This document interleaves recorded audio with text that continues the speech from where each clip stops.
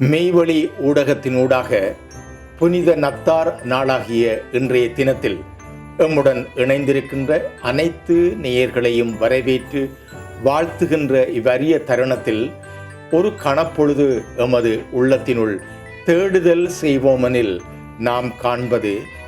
ஆண்டவன் இயேசு பாலனாக மனித வடிவில்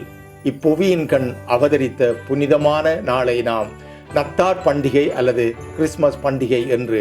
அவரை இறை தூதராக உள்ளத்தால் ஏற்றுக்கொண்டு இதயத்தில் இருத்தி அவரது போதனைகளை தமது வாழ்நாளில் நம்பிக்கையுடன் புனிதமாக கடைப்பிடிப்பவர்களுக்கு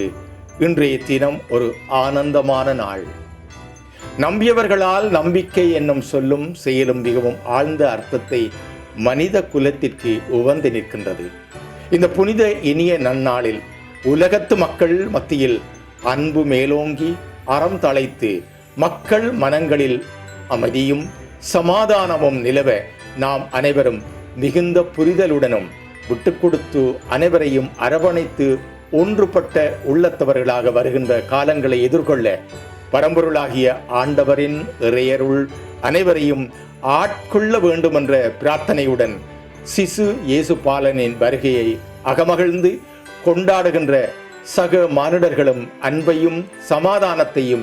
அனுபவிப்பதை உறுதி செய்வோமாக. மெய்வழி நேயர்கள், அபிமானிகள், ஆதரவாளர்கள் அனைவருக்கும் இறைவனின் நாமத்தால் இனிய நத்தார் நல்வாழ்த்துக்கள் தெரிவித்து